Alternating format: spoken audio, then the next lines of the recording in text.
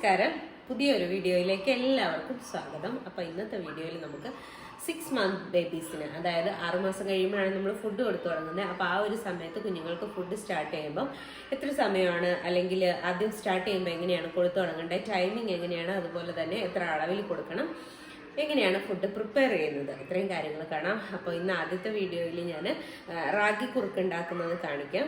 Just പെട്ടെന്ന് കാണിക്കാം, എല്ലാവർക്കും അറിയായിരിക്കുമെങ്കിലും നമ്മൾ എത്ര ക്വാണ്ടിറ്റി എടുക്കണം എന്നുള്ളതും അതുപോലെ തന്നെ അതെങ്ങനെയാണ് കൊടുക്കേണ്ടത് എന്നുള്ള കാര്യങ്ങളും നമുക്ക് ഡീറ്റെയിൽ ആയിട്ട് നോക്കാം.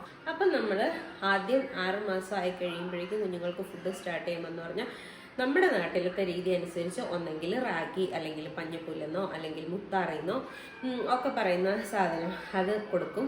അല്ലെങ്കിൽ നമ്മൾ കായപ്പൊടിയോ അല്ലെങ്കിൽ വേറെ എന്തെങ്കിലുമൊക്കെ പൊടികളായിട്ടായിരിക്കും നമ്മൾ സ്റ്റാർട്ട് ചെയ്യുന്നത്. അത് കുറുക്കി നമ്മൾ കുറുക്കാക്കിയാണല്ലോ കുഞ്ഞുങ്ങൾക്ക് കൊടുക്കുന്നത്, ഒരു സെമി സോളിഡ് ഫോമിൽ, ഒത്തിരി ലൂസായിട്ട് വാട്ടറി ആയിട്ടും അല്ല, എന്നാൽ ഭയങ്കര കട്ടിയിൽ കുഞ്ഞുങ്ങൾക്ക് തൊണ്ടയിൽ ഒട്ടുന്ന രീതിയിലും അല്ലാതെ ഒരു സെമി സോളിഡ് കൺസിസ്റ്റൻസിയിലാണ് നമ്മൾ ഉണ്ടാക്കി കൊടുക്കുന്നത്. അപ്പോൾ ഇതെന്ന് പറഞ്ഞാൽ ഫസ്റ്റ് നമ്മൾ കൊടുക്കുമ്പോൾ ആദ്യത്തെ ഒരാഴ്ചത്തേക്ക് അല്ലെങ്കിൽ അറ്റ്ലീസ്റ്റ് 2-3 ദിവസത്തേക്കെങ്കിലും നമ്മൾ ഒരു നേരം മാത്രം കൊടുത്തയച്ചാൽ മതി കുഞ്ഞുങ്ങൾക്ക്. കാരണം എന്താണെന്ന് വെച്ചാൽ അതിൻ്റെ ഒരു ഫുഡ് മാത്രമേ കൊടുക്കാവുള്ളൂ കേട്ടോ. ഇപ്പം ഇന്നാണ് നമ്മൾ സ്റ്റാർട്ട് ചെയ്യുന്നത്. രാവിലെ നമ്മൾ റാഗി ഒന്ന് കൊടുത്തു നോക്കി. അപ്പം നമുക്ക് വൈകുന്നേരം എന്നാൽ കുഴപ്പമൊന്നുമില്ല കൊച്ചിന്, വൈകുന്നേരം എന്നാൽ മറ്റ് കായപ്പൊടി കൊടുത്തേക്കാം എന്ന് വിചാരിക്കരുത്. കാരണം എന്താണെന്ന് വെച്ചാൽ നമ്മൾ ഏത് ഫുഡാണെങ്കിലും ഒരു 2-3 ഡേയ്സെങ്കിലും മിനിമം നമ്മൾ കുഞ്ഞുങ്ങൾക്ക് കൊടുത്തു നോക്കിയിട്ടാണ് അടുത്ത പുതിയ ഫുഡ് ഇൻട്രൊഡ്യൂസ് ചെയ്യാവുള്ളൂ. കാരണം കുഞ്ഞുങ്ങളായതുകൊണ്ട് തന്നെ ഫുഡ് അലർജി എന്തെങ്കിലും ഉണ്ടെങ്കിൽ നമുക്കത് 2-3 ദിവസത്തിനുള്ളിലാണ് അറിയാൻ പറ്റുക. കാരണം സിവിയർ ആയിട്ടുള്ള അലർജിക് റിയാക്ഷൻ അല്ലാതെ ചെറിയ രീതിയിലുള്ള എന്തെങ്കിലും ബുദ്ധിമുട്ടുകളാണെങ്കിൽ പോലും അത് നമുക്ക് പെട്ടെന്ന് അറിയാൻ പറ്റില്ല. അപ്പോൾ അത് നമുക്ക് കുറച്ച് ദിവസം എടുക്കും. അപ്പോൾ അതുകൊണ്ട് 2-3 ദിവസമെങ്കിലും നമ്മൾ ഒരു ഫുഡ് കൊടുക്കണം. ബെറ്റർ നമ്മൾ ഒരാഴ്ചത്തേക്ക് ആ ഒരു റാഗി തന്നെ കൊടുക്കുകയാണ്. അപ്പം നമുക്ക് ആദ്യത്തെ ദിവസം അല്ലെങ്കിൽ 2 ദിവസം അല്ലെങ്കിൽ 3 ദിവസം ഒക്കെ നമുക്ക് ഒരു നേരം മാത്രം കൊടുത്തേച്ചാൽ മതി. അല്ലെങ്കിൽ ഒരാഴ്ച ആയാലും ആ ഒരു നേരം മാത്രം കൊടുത്താൽ മതി. അത് കഴിഞ്ഞിട്ട് നെക്സ്റ്റ് വീക്ക് തുടങ്ങുമ്പോൾ നമുക്ക് 2 ആഴ്ച കൊടുത്തു തുടങ്ങാം. പിന്നെ പതുക്കെ നമുക്ക് ടൈം കൂട്ടണമെങ്കിൽ കൂട്ടാം. പക്ഷെ അതിൻ്റെ ആവശ്യമേ ഉള്ളൂ. നമുക്ക് 6 മാസം അല്ലെങ്കിൽ 7 മാസമായ കുഞ്ഞിനൊക്കെ 2 നേരം ഫുഡ് കൊടുക്കേണ്ട ആവശ്യമേ ഉള്ളൂ.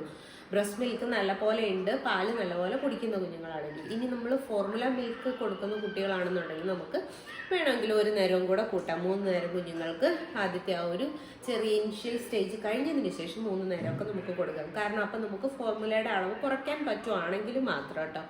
കാരണം ചില കുഞ്ഞുങ്ങളിങ്ങനെ ഫോർമുല മിൽക്ക് കുടിക്കുന്ന കുഞ്ഞുങ്ങളെന്ന് പറഞ്ഞാൽ, അതായത് പൊടിപ്പാൽ കുടിക്കുന്ന കുഞ്ഞുങ്ങൾ, അതിനോടൊരു അഡിക്ഷൻ അല്ലെങ്കിൽ അതുമായിട്ട് ഇങ്ങനെ അഡ്ജസ്റ്റ് ആയി കഴിഞ്ഞാൽ അവർ ചിലപ്പം നമ്മൾ ഫുഡ് കൊടുത്താലും വയറ് നിറഞ്ഞിരുന്നാലും അവർ പാലിന് വേണ്ടി വാശി പിടിക്കും. അപ്പോൾ അങ്ങനെയാണെങ്കിൽ പിന്നെ വലിയ പ്രയോജനമില്ല. അതല്ല, നമുക്ക് ആ ഒരു പാലിൻ്റെ കൊടുക്കുന്ന അളവ് കുറയ്ക്കാൻ പറ്റുന്നുണ്ടെങ്കിൽ നമുക്ക് 3 നേരമായിട്ട് ഫുഡ് കൊടുക്കാം. അപ്പോൾ ആദ്യത്തെ ആ ഒരു 6 മാസം എന്ന് പറയുമ്പോൾ, 6ാമത്തെ മാസം എന്ന് പറയുമ്പോൾ നമ്മൾ ഒന്നല്ലെങ്കിൽ 2 നേരം മാത്രം ഫുഡ് കൊടുത്തേച്ചാൽ മതി. ഇനി അതിൻ്റെ ക്വാണ്ടിറ്റി എത്രയാണെന്നുള്ളതും അതെങ്ങനെയാണ് ഉണ്ടാക്കുന്നതെന്ന് നമുക്ക് നോക്കാം.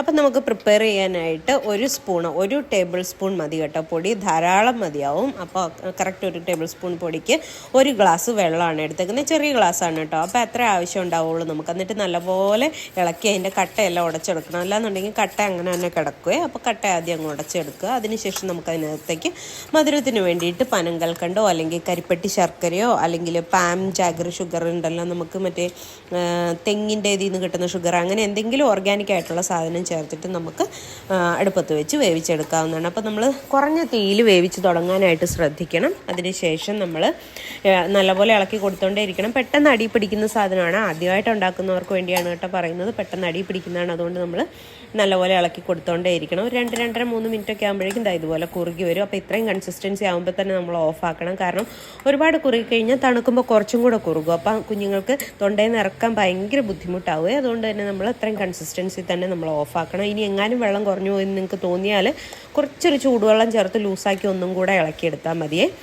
പിന്നെ അല്ലെങ്കിൽ നമുക്ക് ഇതുപോലെ റാഗി പൊടിക്ക് പകരം ഫുൾ റാഗി നമുക്ക് ഇതുപോലെ എടുത്തിട്ട് തലേ ദിവസം നല്ലപോലെ കഴുകി വെള്ളത്തിൽ കുതിർത്ത് വെച്ചിട്ട് ആ കുതിർത്ത അതേ വെള്ളത്തിൽ പിറ്റേ ദിവസം അരച്ചെടുത്തിട്ട് നമുക്ക് അരിച്ച് എടുത്ത് ഉപയോഗിക്കാവുന്നതാണ്. പലരും പറയും അരിച്ചെടുത്ത് ഉപയോഗിച്ച് കഴിഞ്ഞാൽ അതിൻ്റെ ഗുണം കിട്ടില്ല എന്ന്. അങ്ങനെയൊന്നുമില്ല, നമുക്ക് ഗുണങ്ങളെല്ലാം കിട്ടും. കാരണം ഫുള്ളായിട്ട് നമ്മൾ അരിച്ചു മാറ്റി കളയുന്നില്ല, അതിനകത്തും തവിടും എല്ലാം വരുന്നുണ്ട് കേട്ടോ. അപ്പം നിങ്ങളുടെ കുഞ്ഞുങ്ങൾക്ക് കൊടുത്തിട്ട് കുറച്ച് ഒരു ലൂസ് മോഷനൊക്കെ വരുന്നുണ്ടെന്നുണ്ടെങ്കിൽ തീർച്ചയായിട്ടും നിങ്ങൾക്ക് ഈ രീതിയിൽ ഉപയോഗിക്കാം കേട്ടോ. കാരണം ആ തവിട് ചില കുഞ്ഞുങ്ങൾക്കൊന്നും വയറ്റി പിടിക്കില്ല. അപ്പോൾ അവർക്ക് നല്ലപോലെ ലൂസ് മോഷൻ വരും. അപ്പോൾ എൻ്റെ കുഞ്ഞുങ്ങൾക്ക് അങ്ങനെയായിരുന്നു 2 പേർക്കും. അതുകൊണ്ട് ഞാൻ 2 പേർക്കും ഇതുപോലെ രണ്ടുപേർക്കും അപ്പം ഞാൻ ഇതുപോലെ അരിച്ചാണ് കൊടുത്തിരുന്നത് കേട്ടോ. ഒരു കുഴപ്പമില്ല, രണ്ടുപേരും നല്ല ഹെൽത്തി ആയിട്ട് തന്നെയാണ് ഇരുന്നിരുന്നത്. കാരണം നമ്മൾ മുഴുവൻ അരിച്ച് കളയുന്നില്ല, അതിനകത്തും തവിടും എല്ലാം വരുന്നുണ്ട്. അപ്പോൾ അതുകൊണ്ട് കുഞ്ഞുങ്ങൾക്ക് വയറിൽ പിടിക്കുന്നില്ല എന്നുള്ളവർക്ക് പൊടിക്ക് പകരം ഇങ്ങനെ കൊടുക്കാം, തവിട് മാറ്റിയിട്ട് ഇങ്ങനെ കൊടുക്കാവുന്നതാണേ.